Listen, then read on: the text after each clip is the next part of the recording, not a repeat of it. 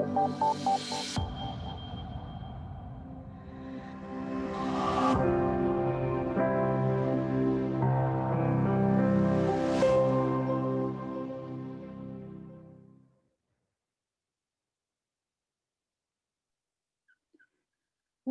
everyone to this live Q&A session on media and information literacy and youth work. My name is Meelika Hirmo and I have the pleasure of facilitating this online session today. And I am very, very happy to welcome and introduce you the experts and speakers today. So first, I would like to introduce Evaldas. Would you please wave to us so people know who you are? Great. Evaldas is a project manager, a trainer, author in fields of youth and media and information literacy, and he has an extensive background in youth work, youth information, and so forth. And currently he is working at Deutsche Welle Akademie, where he's focusing on meal development on an international level. We also have here another expert, Maija. Maija, please wave to us. Maija works at Tartu University and she's currently also doing her master's thesis and is focusing on cybersecurity, NATO, all those intriguing topics which you're also interested in. And she's also one of our contributing MIL experts and authors on the participation resource pool. I'm really, really happy to present Siiri Taimla as well. Siiri is our illustrator, and she will be giving our talk a much more visual and fun look. And by the way, she's going to do this all live in front of your eyes. So really excited to see how the visual summary of this talk is going to be. And really happy to also welcome my colleague Kelly. Kelly, please wave. Hi, Kelly. She's a good colleague of mine and she'll be taking care of people watching on Facebook. So let's get to business. But before we really start talking about meal on a deeper level, I guess there are some people here who do not know Salto, participation and information yet so well. So we are Salto BI. And our aim is to foster youth participation across Europe. And we do so through creating strategies, exploring research. We are organizing trainings such as this. We are also publishing tools and promoting best practices. And our main focus is doing this in the framework of the EU youth programs, Erasmus Plus and European Solidarity Corps. But it would be really nice to also know who you guys are. So we have created a little poll for you, which you would be seeing very soon. Please let us know who is in the room. And it's really exciting to see. I see that people are still gathering. That's totally fine. But let's see who we are here. Another note that's always important are some technical updates. This live Q&A is recorded and we will share the recording later. And we are also streaming this on Facebook. So if you have questions and you're watching us live on Facebook right now, please leave your questions in the comment section under the live video and Kelly will be delivering them to us. It's totally fine that your microphones and cameras are off. Around 100 people have signed up. It's just not possible to keep a discussion live with video and audio with so many people. And you have the opportunity to ask your questions in the Q&A box, which you see on the Zoom window. So please leave all your questions in the Q&A box, not in the comments. Comments is for any other interaction, saying hello, networking with each other, or letting us know. So also, obviously, we have a limited time, so we can take limited time for the questions. And however, we will be saving your questions for later, and we will make them available in the participation resource pool. I will also inform all the participants via email when those resources are ready. But even now, if you visit the participation resource pool, you can easily find many useful materials on media and information literacy and youth participation. Just about media and information literacy, you will already see more than 300 different resources, starting from disinformation, cyberbullying, internet safety, ending up with media and society and political life. So happy swimming in the pool after this session is over. But I think it's time to now start, and I ask Evaldas and Maya to open their microphones. And my first question is, what is media and information literacy and critical thinking, and why are these topics even relevant? So I would first give the word to Maya. Maya, what do you think? How do you see this? So as someone who is, studying and teaching in the media field, for me, media literacy, media and information literacy encompass all of the skills anyone with a smartphone or internet connection would need. So when we're talking about media literacy, it's definitely not just about news literacy or being able to read and understand and critically analyze, journalists' content, but it's also to do with how we use the mediums in our hand, whether or not we know how to use them. Do we know how to sign up for Instagram? And absolutely a part of media literacy as well. So this really big umbrella, but I would sum it up like that. Evaldas? Well, for me, it's not only if you have internet or a smartphone, because there are also people in the world who cannot even read, and they still do need the skills of media and information literacy. And for me, that's really the starting point. So it's about everybody being able to understand and to use media. And by media, I would really leave the definition as wide and broad and open as possible, because also interpreting and understanding texts, analyzing them in books or wherever, watching a video, seeing just an advertisement in your street, these are also media. And this is something that needs to be analyzed. It needs to be also accessed at the beginning, and then also reflected. So what is it meant by that? Who is the author? Why is he or she trying to send me this or that message? What form he or she is using for sending me this message? And then also to, and this is, now you feel that I'm talking about skills already. So that's also how we at DW understand the main skills of media information literacy. And for us, of course, as professional media creators, creating media is really key. And I think this is also something that's that should guide us in the field of youth work, to create as many experiential opportunities as possible. So people don't only listen and don't only see theories, but also have a very clear hands-on experience how media works. And by just creating a post, article, video, whatsoever, I think everybody can see very quickly how quickly it can be manipulated and how quickly your own opinions can have a huge impact on what's being publicized. So however, this all is not only for just us being able to do something, to understand or to read or whatever. It's about participation. It's all about us being active members of community, being also responsible members of society, being citizens in some cases.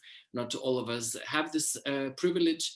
And particularly this year, I think we also have seen a very clear need in the terms of disinfodemic, as some stakeholders call it, that MIL is really crucial for all of us, and this is something that we should be looking into more depth. I would just jump back, Evaldas, for a second, because I can imagine already that someone is sitting at home who has heard of media literacy only in the context of, in order to tackle fake news, this is what you need. So maybe just open up this part a little bit more as well. So the first point you would need to know if you are from this starting point that I just described is that information disorders are definitely not all that media literacy is about. So Evaldas already named so many things under the sun, but it is true that basically it is a part of media literacy, and if we have little competences or little skills, then we are really easily harmed by disinformation. But for sure, you should not only connect media literacy with disinformation. All these things we talked about, like even advertisements on the street, content creation, it's all a part of it. And critical thinking is all like the precondition that we need for this. But we can talk about information disorders maybe for just a second, because it is my personal, favorite topic. So first of all, fake news is a term we are throwing out of the window now. So it has been used in the last 4 years, especially when new political forces in many countries, besides the United States as well, started using this term, kind of hijacked it from the scientific community, really. So when we now talk about news that is trying to disinform us, or information that is trying to disinform, it is better to use the umbrella term information disorder. So it's very simple. If you think about it, really, it's like the example Evaldas was talking about, like seeing an advertisement on the street and the possible miscommunication that is happening there. That is also an information disorder. It all goes under the same umbrella. And so we have disinformation that is mostly talked about so much because this has the intent to harm. The actor could be a single person, it could be a group of people, it can be a robot, meaning an algorithm or a bot, right? It can also be, of course, countries as actors or their secret little missions, but it's not only that. So when we think about disinformation, the most important thing to keep in mind is that this is information that is intended to mislead and harm. Would you agree with that, Evaldas? Absolutely. However, I think it's very important that you put it in the frame that we talk about mis, dis, and malinformation, and all of them have different levels of intention and also of harm. Still, we need to also get somehow to our audience, which are now mainly youth workers. And I feel that there is little they think they can do about it, and it's maybe much more they could do in the fields that are also part of media information literacy, which includes digital literacy, library literacy, which includes all the aspects of copyrights, plagiarism. How do I cite the different sources when I'm writing my first academic paper? So this is for many young people, or even at school, how do I write a nice and good research paper or a school news paper, right? So these are the aspects, also continuing then later on with more social aspects like hate speech, sextortion, also cyber crimes and cyber safety on the other side. So I think these are really the topics that are sometimes seen maybe not necessarily as part of the overall field of topics of media information literacy. However, they are. And that's what we should be very clear about. Of course, we have burning and politically very relevant topics on very hard issues of propaganda that, I'm working also in Asian countries, and we see how state-directed propaganda is actually having very clear physical victims. People are being, incited to kill other parts of their own community, or they are becoming refugees in the end. So these are of course, the aspects that are burning. However, when we look from the lens of youth worker, I think we also need to see what is it that we can do with our young people, with our target audiences who are here. Wonderful. I think it's a really, really good overview.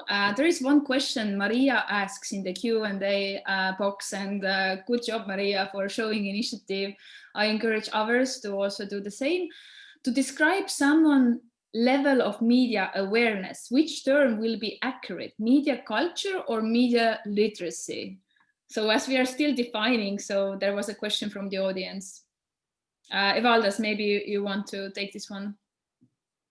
I think it's very interesting, you know, to look at also into it through this perspective. I wouldn't like now to start, you know, the philosophical discussion on what culture means, and then also automatically what do we understand or could we understand behind the term of media culture. However, I would really like us to be very aware of the difference in wording when we talk about media literacy purely. Because it's not without a reason that we are talking about those three letters MIL that stand for media information literacy. Because if we look at only through media literacy, then we miss some of the aspects that are actually hiding behind the I, behind the information literacy. That's why I think for the start, it's good, you know, to, or it's maybe better and easier for us to talk about the UNESCO composite model, which is media and information literacy, and which includes all of that, what you would like, or more or less what you imagine comes beyond it. Maya, do you have anything from your side on media culture? I would have started at the same point. What is media culture? Does everyone have media culture? Is that an elitist thing to say? And so on. But I think in general, yeah, I agree with what you say. And even though I think it's very important that we know the words we are using, I feel like sometimes with whether it's disinformation or information literacy, news literacy, media literacy, people who are outside of this topic might kind of feel like they can never really deal with this, especially for this reason that there are so many definitions. If you try and find like scientists in different countries who will agree on the concept of, you know, media and information literacy and things like that for the next 10 years, you're not going to find it, because this field is constantly growing, constant new case studies, constant new progressions, really. It's not like physics that, you know, has Newton's laws and is already cemented. So it is, I think, conceptually still like a very open topic. And to answer our, you know, Maria, I think it was who was asking, I think it doesn't really matter if you say media culture or media literacy, just let's talk about it. That's the main thing, honestly. Great. And there are more questions coming in the Q&A box, and people on Facebook who you are there on the other side, please do also share your thoughts and questions with us, and we'll be addressing some of them as well. There is a really, really good question from Chris. I cannot really pronounce, I think it's Katarina. How you, because it's in Greek letters, so how youth workers can increase critical thinking to avoid, it's again the fake news, but I would maybe put a bigger question on the table, like how can youth work do anything about promoting and increasing middle skills, and why or if should youth workers even take any stand or any active role in this? So I would ask Maya to answer first. Yeah, so sorry, I was just reading the other question as well. We have very active participants today.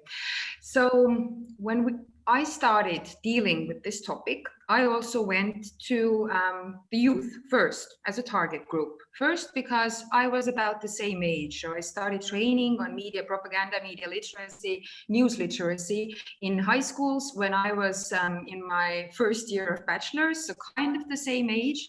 And I went to the young people thinking that, like most of us, I guess, were thinking 3 or 4 years ago, that the best way to get media literacy to everyone is by making sure the next generation is on board, and then hoping that this trickle down methodology will work. And, you know, when they teach their parents or grandparents or uncles or aunts or just friends who don't have smartphones in their daily lives to use these devices, then they will already have some capabilities or tricks, even simple things like how to make sure I Google things for real, that I don't actually Google things with the question already. Like, for example, how do I make sure that I actually know some new things about vaccines? So if I go to Google, are vaccines gonna, you know, be harmful for my newborn, then you're going to get probably the answer yes. And if you're going to Google if it's not going to be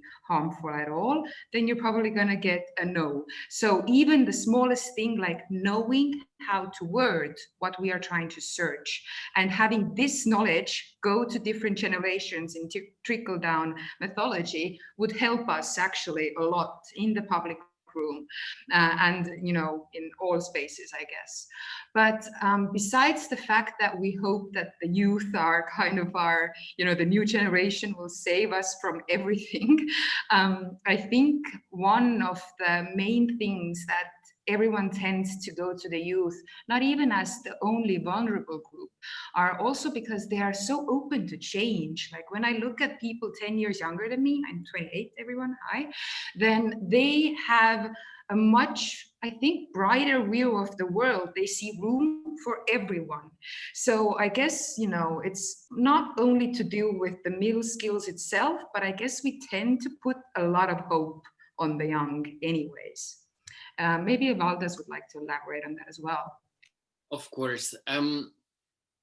Youth workers are one of the people who are always speaking about youth participation. So if you think that your work is connected with that, that you are actually educating or supporting, facilitating, working, whatever role is in that process. But if you feel that you want to have more young people to participate, well, then I have good news for you. You will need to think about also media and information literacy skills of those people, those persons, because as we say, there is no participation without information, right? And every young person needs to be able to research, to understand how, if it's a political process or any kind of other decision-making process, how it works, what are the ways to participate, and then also to do it in a manner that would be accepted by the decision maker. So that's one side. The other side, of course, is just for me and those who watched the video that was just premiered before. You have seen also my stand on that this is just one of horizontal skills that every person in not only 21st, but also 20th and all the centuries before actually needed and in some extent had. So this is something that we should just see as one of the parts of a growing or developing personality that need to be there if they want to survive in this world, which there are also some sad news, is approaching a moment of indefinite information distortion and indefinite supply of news that have been falsified by automated technologies. So this is a hard thing for everyone, also for us working very actively in the field of MIL and development of it. However, this should only encourage us to do more. So Evaldas, I think what you said like generally makes a lot of sense, but could you give an example where youth work and MIL are really connected? Like an example of youth work where it's meaningful and it's really part of youth work. So, well, my home and my one of fields that I'm coming from in youth field is youth information and counseling. So this is naturally the one that is the first candidate where you will find MIL topic being represented already now. So if you would look into good practices of any of the ERYICA members, so it's the European Youth Information and Counseling Agency. So they, for example, also have themselves a network of young ambassadors. So it's also one of the ways that you do it in a peer-to-peer way, that you educate a particular group of young people who are then going into their communities and networks and working with other young people. On the other side, also Eurodesk. I was working for Eurodesk Lithuania, and we have created a network of over 200 young journalists who were producing their own content. So this is also something that is quite widely accepted as one of the practices, how you can just enable young people to create content themselves, experience how it works, support them, show them, you know, what are the tips and tricks, what should you bear in mind while producing it. And then at DW Academy in Palestine, for example, we have just opened a MIL Experience Center. So it's a physical space, which of course can be done also in virtual surrounding too, where young people in a youth center can come and in different spaces experience different aspects of MIL. For example, do an escape room activity, which is of course very exciting, on the topic of digital security. And then, of course, you will find various education programs. This is maybe something more than a lone standing youth worker can do. However, you can use many of already existing MOOCs, massive open online courses. One of them is, for example, has been created by IJAB, International Youth Service of Germany, where they also work with various topics that are connected with MIL.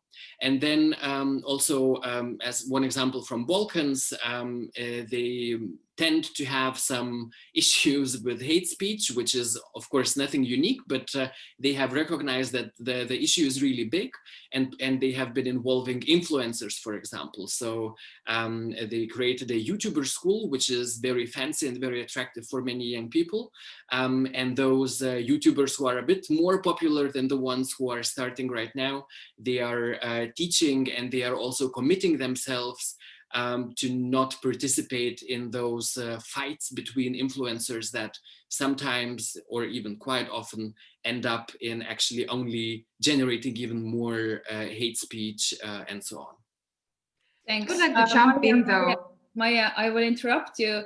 I would like to know, because there has been question about it. I will take a quick question, and it harmonizes with this topic.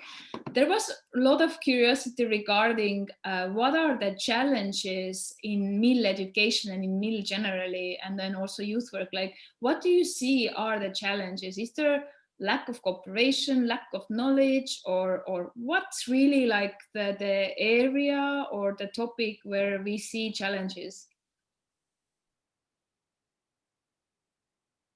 Okay, so for me, one of the challenges for sure is what I was about to say before as well, is that all of this sounds super fancy, but who is telling youth workers what to do if you have 11-year-olds to 16-year-olds for 4 hours and you want to get them acquainted with the basic concepts? So I would say, from our experience with getting the resource pool together, even, there are so many different materials in so many different languages.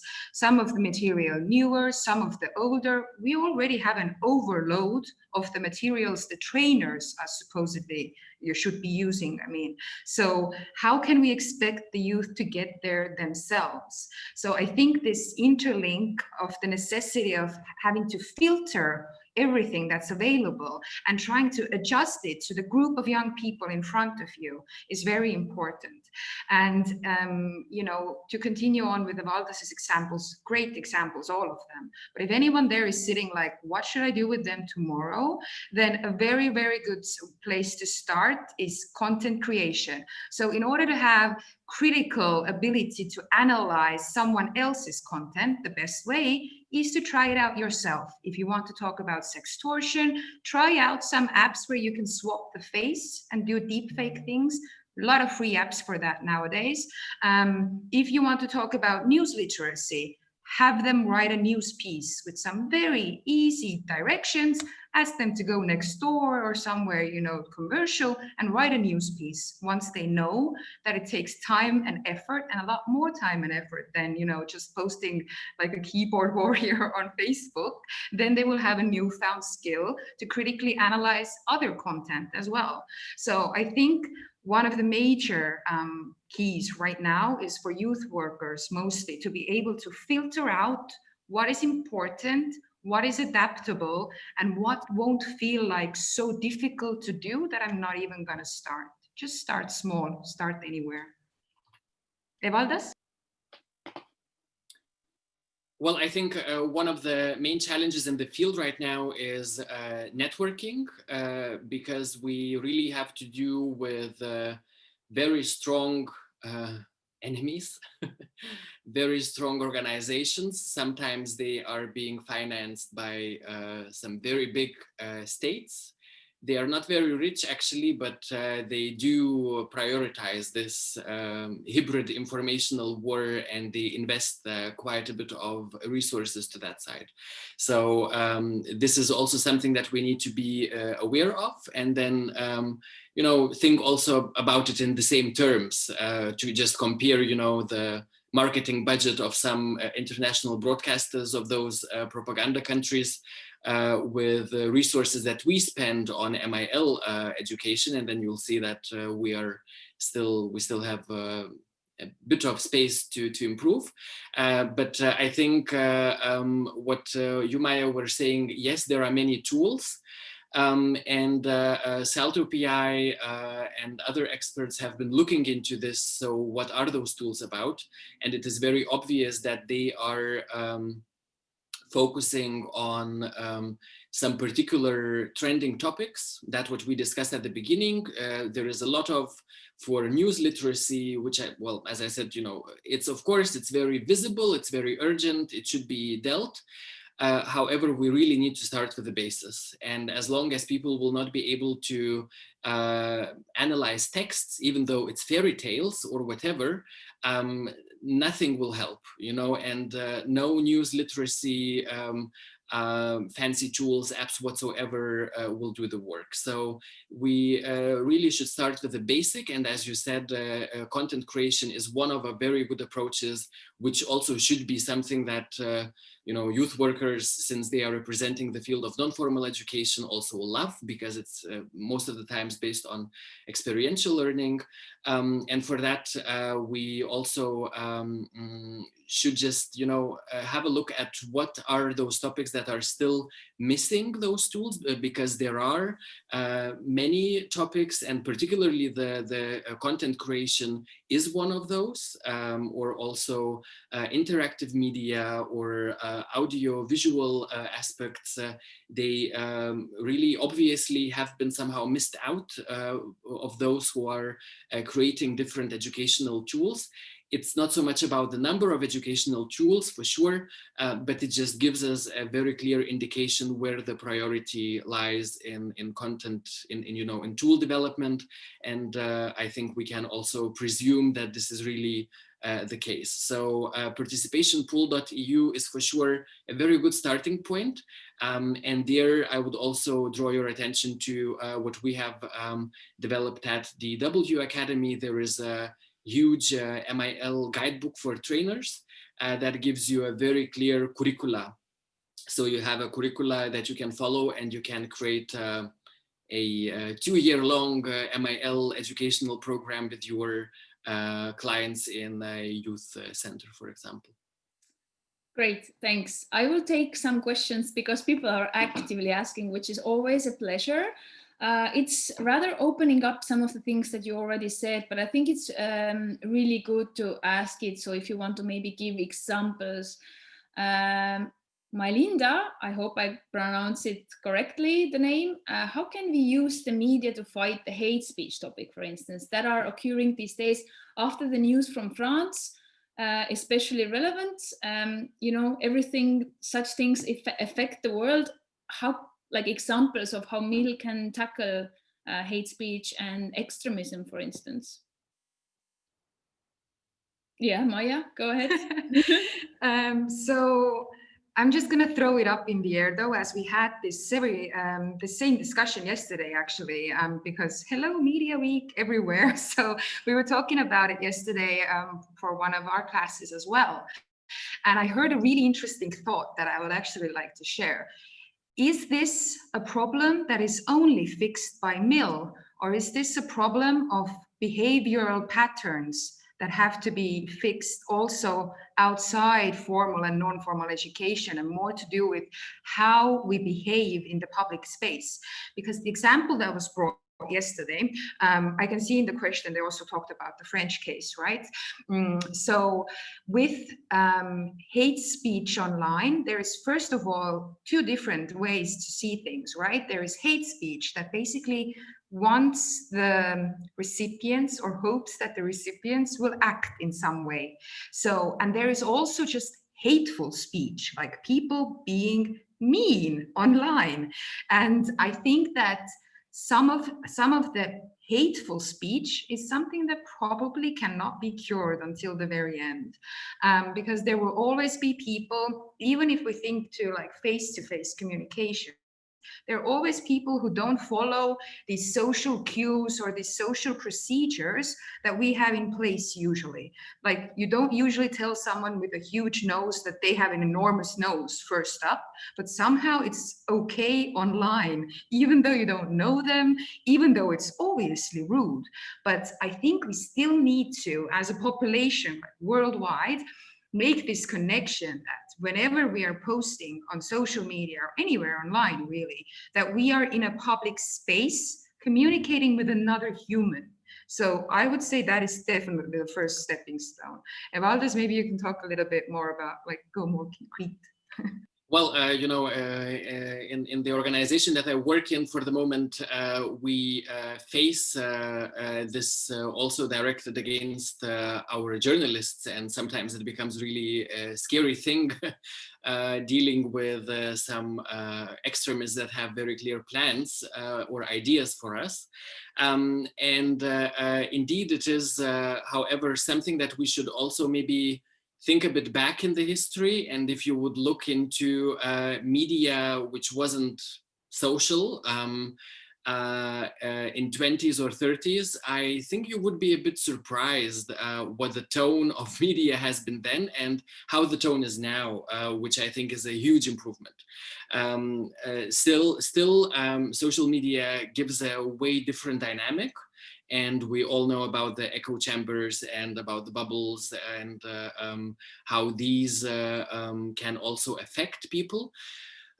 What we as youth workers need to be ready to is to support our audience, to support our target group, and also to make it very clear and visible that we can be addressed by young people who are having issues right now. You know, I was some time ago meeting different groups and schools in Mongolia, and there is Facebook, there is internet. If you ask people to search for something, they will go on Facebook search and will search for it. It is a huge difference from what we know here in Europe. And she has been attacked by her, there was a girl in the school group, 14 years old, and she has been attacked and obviously mobbed by by her ex-boyfriend, who organized a mob to actually, you know, deal with her and put her in a very unpleasant situation. And there was nobody in her school to support her. She had no idea where to go to, because Facebook, for example, also doesn't speak Mongolian, which is also an issue, that you cannot even report those things because it just brings nothing. There is nobody who will understand what's actually going in those closed groups. And of course, we are in a country where youth work is still not that well developed as we have it in Europe.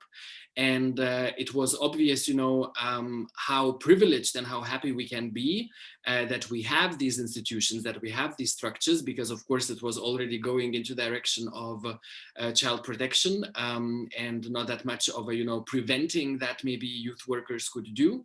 But yeah, my message would be in that case really to for us to be ready, and not only do prevention in the way, like here I can show, for example, one of ERYICA's publications.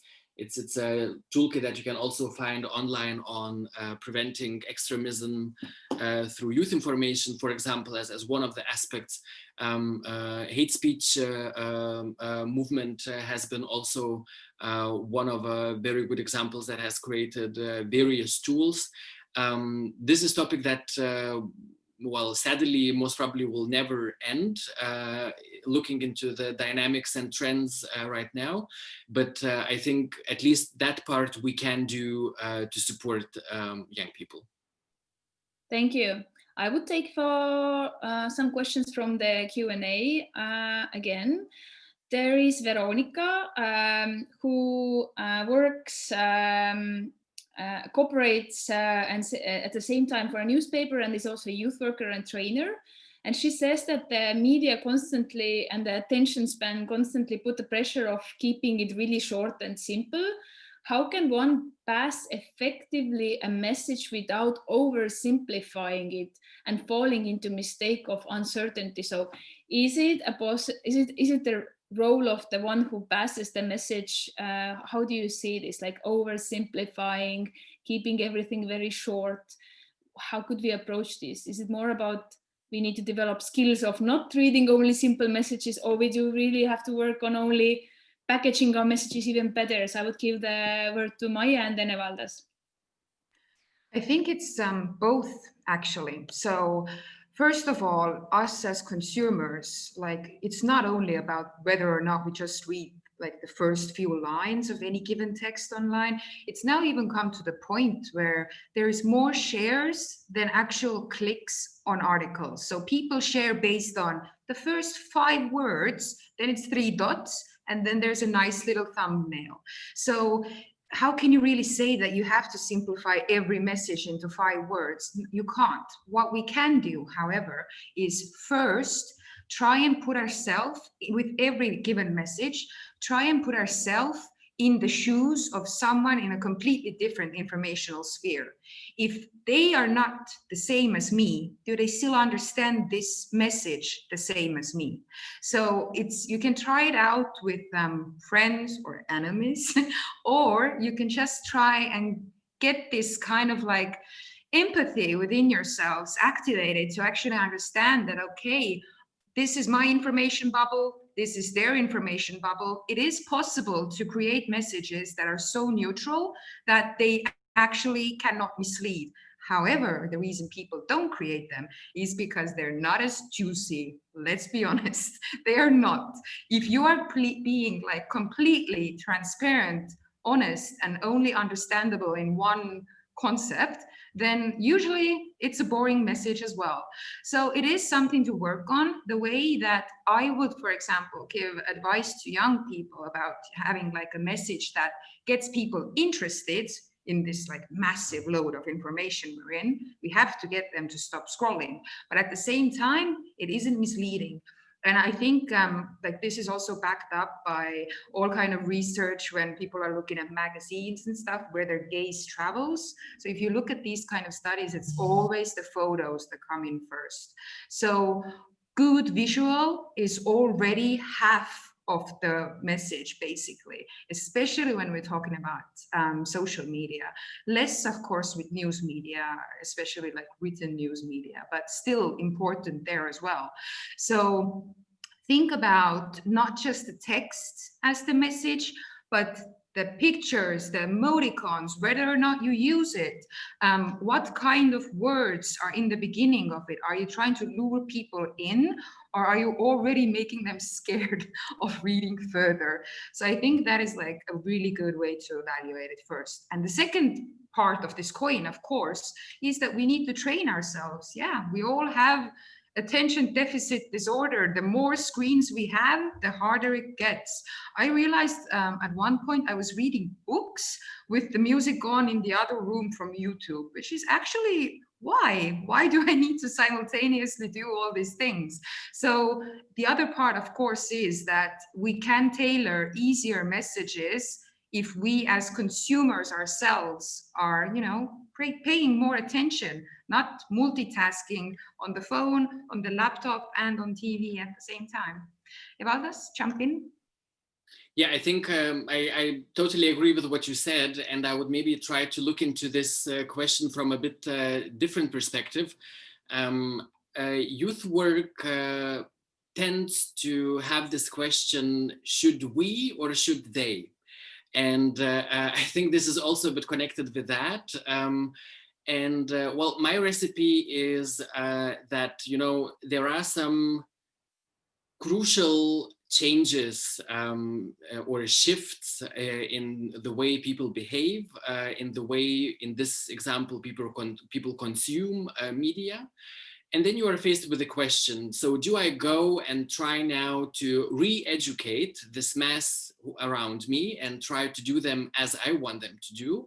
Or do I try to adapt my ways of communicating and then so to reach them? I think, well, or I hope at least that you are tending just from the side of very, you know, of the feasibility and of the resources that are there for the second way. So it means that we need to adapt our ways. We need to look into formats that we are using, you know, text, visual for sure, maybe video. We need to realize that people are also not reading that much.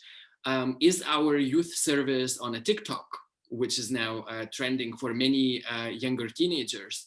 You know, we don't need to be on every social media aspect, but we need to be very clear about whom do we want to reach.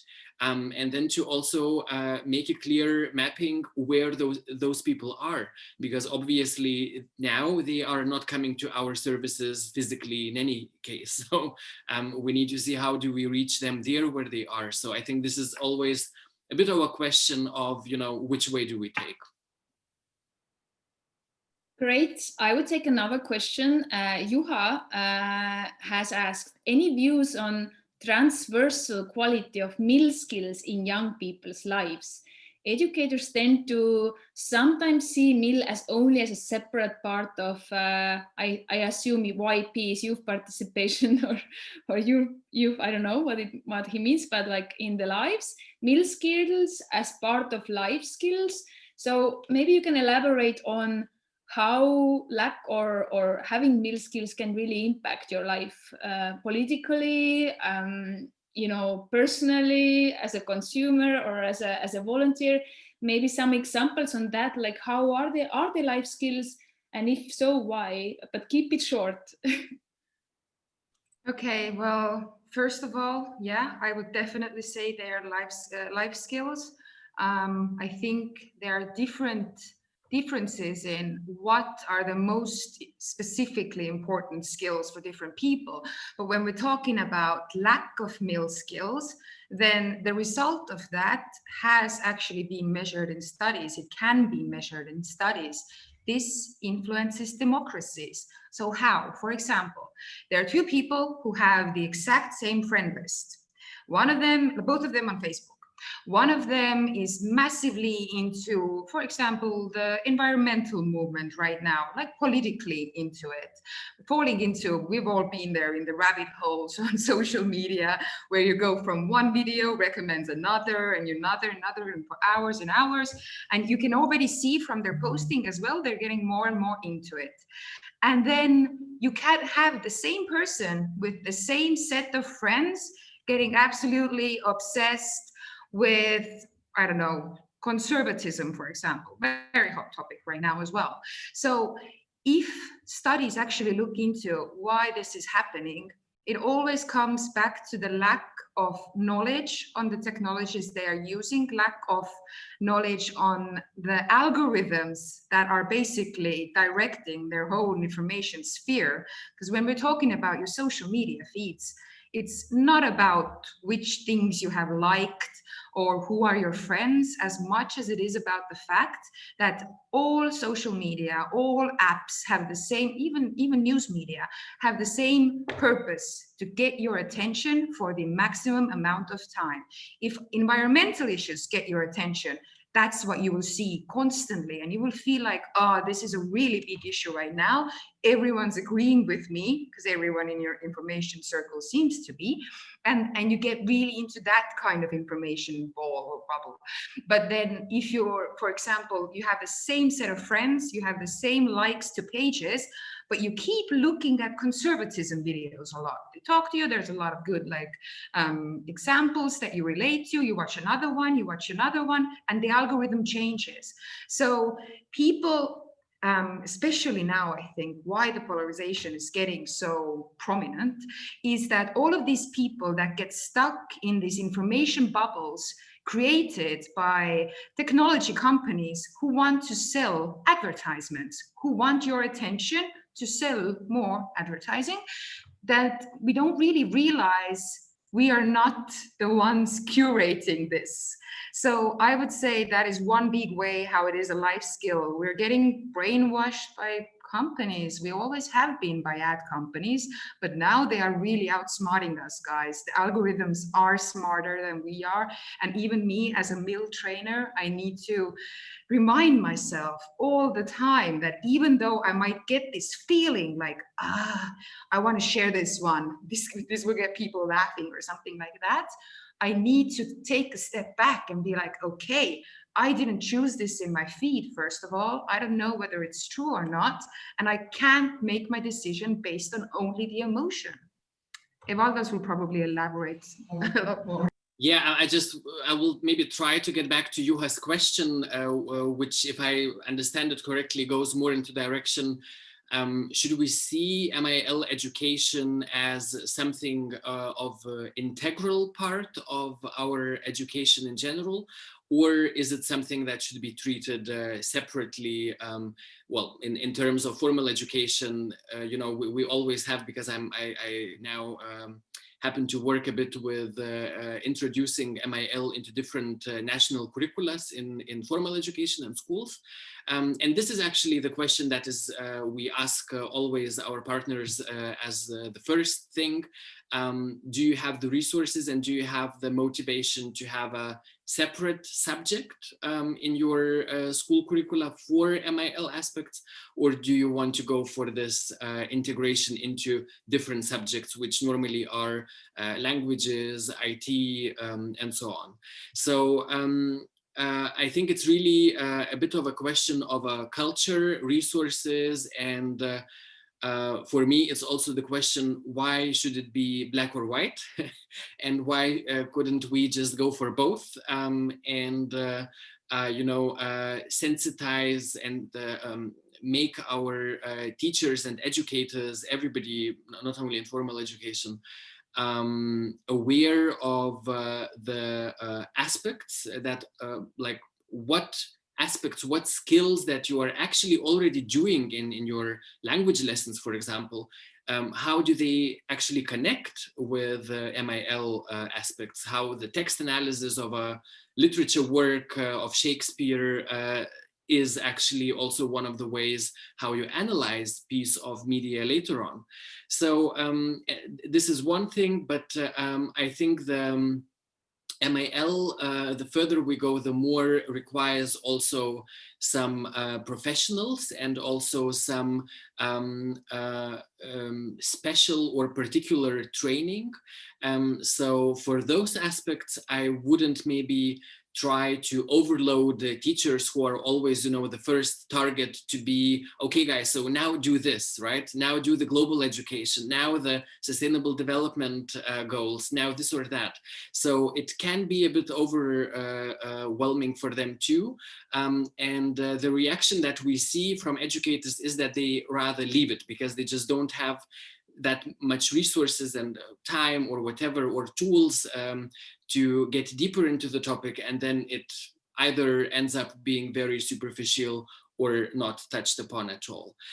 So for those aspects, I would rather really look into ways how we can propose something that's separate on the curricula.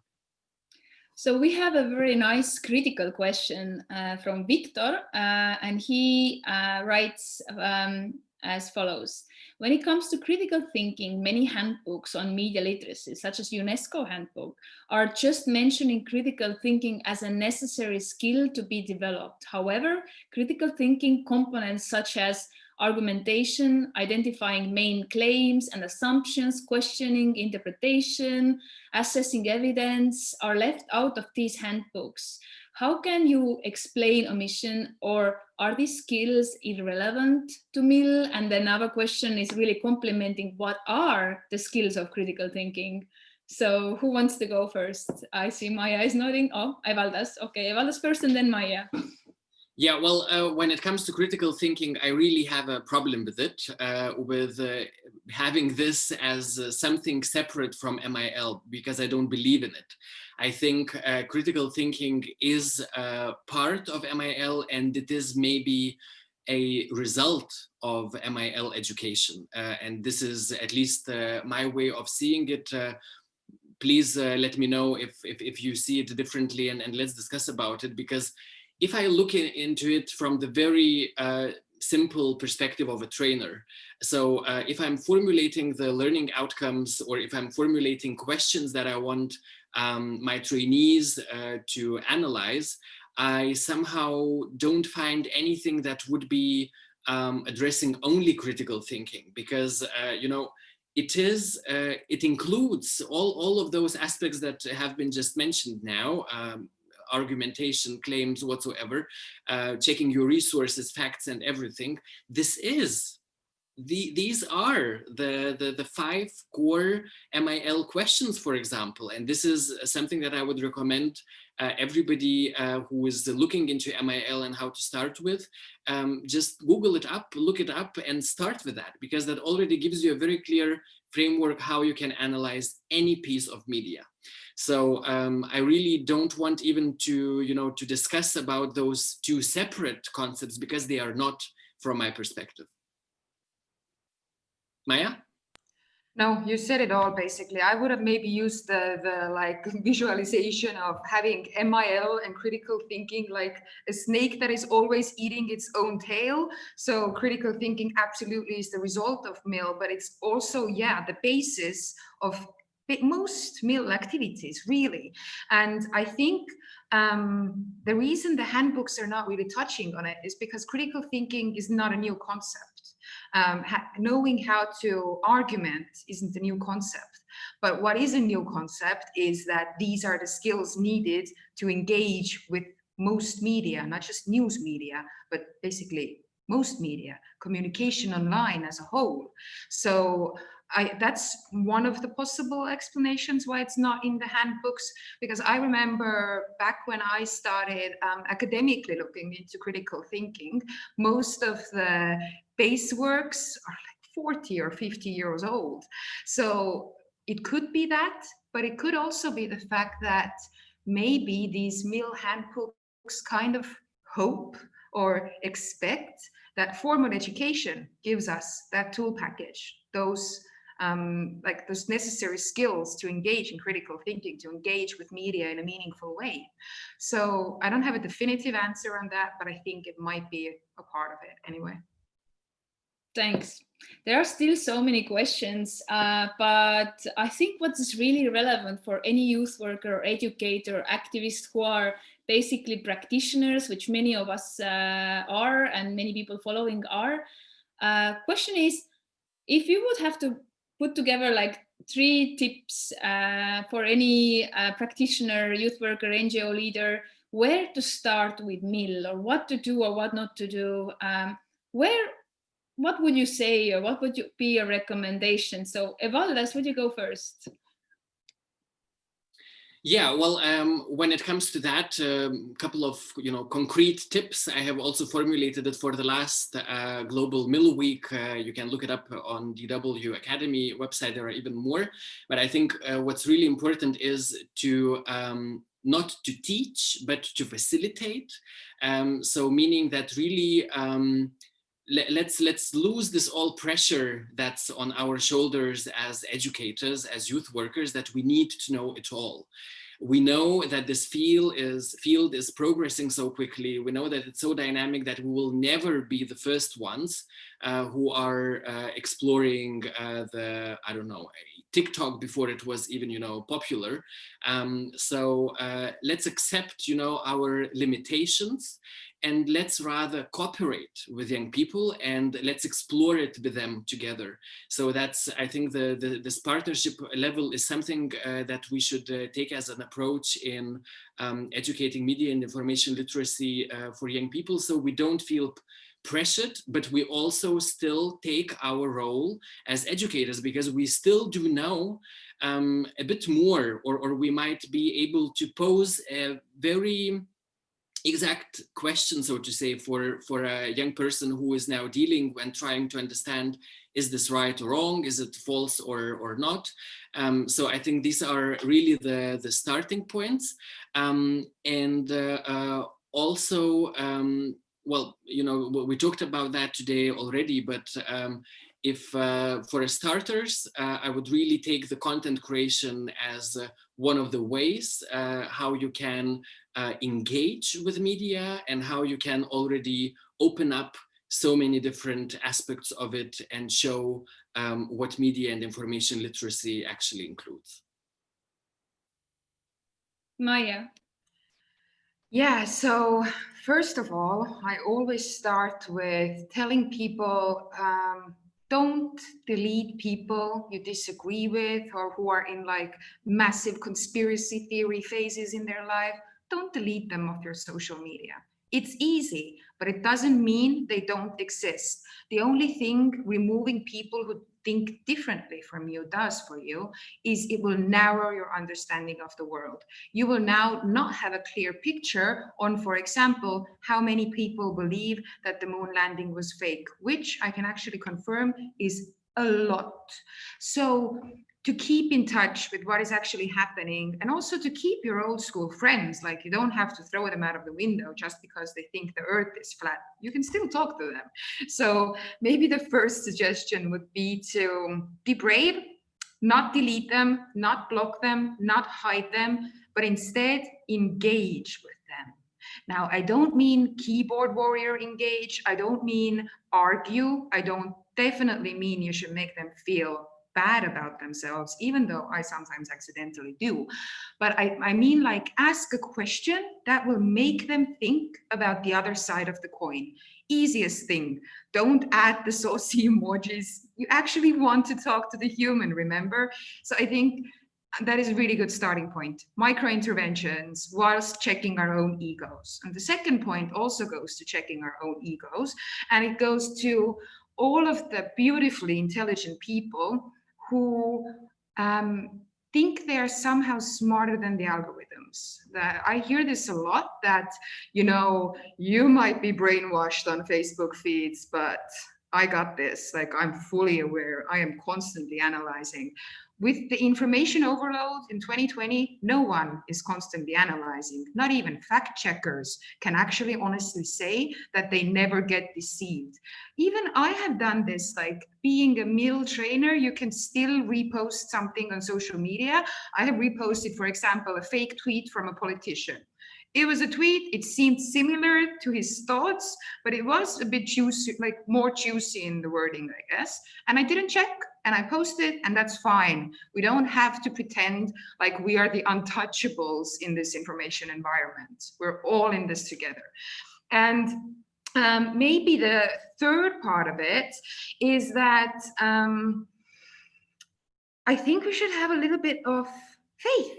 Like, I know when we're talking about all of this, it seems like there is a long way to go still to even get to this place where information exists in a simple true or false frame. And we think that we will forever be in these wind tunnels of alternative facts and so-called fake news and imposter content. But in reality, I think that the minute we start feeling like this is hopeless, that's the minute we give up. So baby steps, everyone. If you can teach your grandma not to send money to a Nigerian prince, you are a full-on meal facilitator and you have done your good deed for the month for sure. So baby steps and have faith. Sounds great. Sounds in a way that not everything is over. Not everything is awful. So Siri, there is a wrong screen. Evaldas and Maya, what would you say as a sort of like a conclusion? Because we are following many social movements, and there was a question regarding, is social media always bad? Why are we talking so much about the threats and not so much about the benefits? Maybe it is because in the beginning era of the social media, everyone was praising it and not criticizing it. And now we see the other side, but there is a lot of positive about social media and about those online tools and digital tools. For instance, the movements like Black Lives Matter or also like elections, how Barack Obama came to be a president. There is so much power on social media. So the question is, what should we as youth workers or educators do to empower young people to initiate their own social actions, especially now with the COVID? It's really hard to gather in big masses. The everyday old school, so to say, gathering demonstrations are not always possible in all the countries. So what positive aspects do you see, and how would you encourage educators to engage? I think Maya is like nodding and looking like she has an idea. Yeah, it's a really good question. And again, so many different answers that could all be right. But if I had to start from somewhere, I would definitely say that I think when people talk about social media being bad, they're talking about the feeling people who have not got the knowledge on why they feel the way they feel when, for example, scrolling through a beautiful babe's Instagram who seems to be rich and famous and have it all. And so it's not the social media that is bad, it's the fact that we are not acknowledging that what we are seeing is a highly curated and most likely, you know, half fake version of someone's life. When we talk about the positive sides of social media, however, that is something we can actually touch. So for example, with civil rights movements such as Black Lives Matter, we can now connect people in so many different countries almost at the same time. Like they don't always, the wave doesn't start at the same time, but with activist movements such as Black Lives Matter or the Future is for Friday, the Friday is for Future, I mean, then with kind of movements like this, people are engaging that never did before. And again, it's always the same coin. So you have all of these people coming together that would have never met, never been able to exchange their experiences otherwise. And then at the same time, all of these people are online and also creating this very curated version of themselves, also engaging in trolling, also engaging in bullying, and so on and so forth. So it's not, I think, intrinsically whether social media is good or bad, but the things we do on social media can be good or they can be bad, for sure. Evaldas, do you want to elaborate?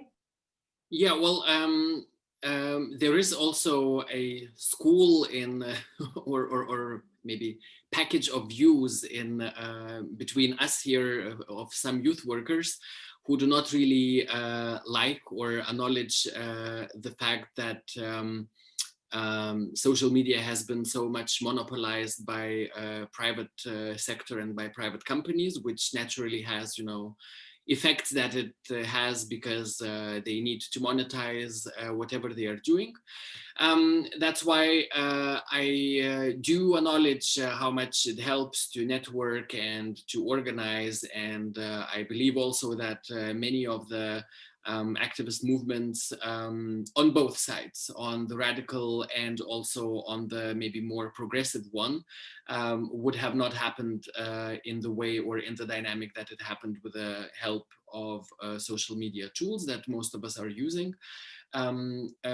Still, there are also alternatives for it, and that is maybe something that we should be also clear about, that you don't need to be only using Facebook for organizing a participation process. You can use separate tools that are open source, that are also created by the good hackers, as for example, open.me is one of those. I have been working on it myself. And there are also many other ones that don't require everybody to be, forcefully engaged with social media, because some people are, and further the more, are having a very conscious decision not to use it anymore. And, well, it might be also connected with the fact that most of the Silicon Valley fathers and mothers don't allow using social media for their own children. Just maybe an idea to think about. So there are ways, and I think as youth workers, we just need to be sensitive about it, and also understand this way of engaging with any kind of technical tools, and then respect that and use something that is accessible for all and does not force people who want to just be, and give their vote, to give their idea, to create necessarily an account on one or the other social media. Great. Wow, we've had so many interesting questions. Some of them will not have the chance to be answered live, but as I mentioned, we will gather them up and answer them later and send you the Q's and A's in a written form as well, and including the video and some recommendations with resources. I would just want to put a poll up to see how have we felt about this session. Was it interesting for you? Was it okay? Was it not very interesting? Obviously, there was a limited time and we couldn't address all of your questions now. But I would encourage you again to look at the Deutsche Welle Akademie site, explore UNESCO's MIL resources, and many of them have been gathered into the participation resource pool. So we'll make a little selection, curated selection based on your questions so that you can quickly access, but there is easy to filter and find examples, and we will be constantly building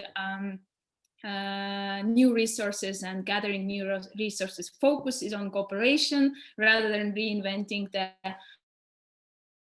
So I see the poll questions are coming up. How many do we have? Okay, please keep giving us feedback. And as a final note, I would give like a conclusion for Evaldas and then Maya, like a very short conclusion, like something that you would want to encourage or say to our participants. Evaldas.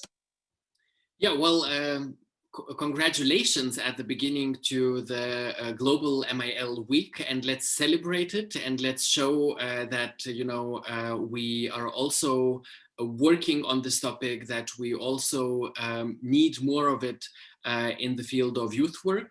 And let's keep on, because we still have some way in front of us, and that's something that should also motivate us for taking even more action, for more people engaging in a responsible and also conscious way with media and becoming active through it.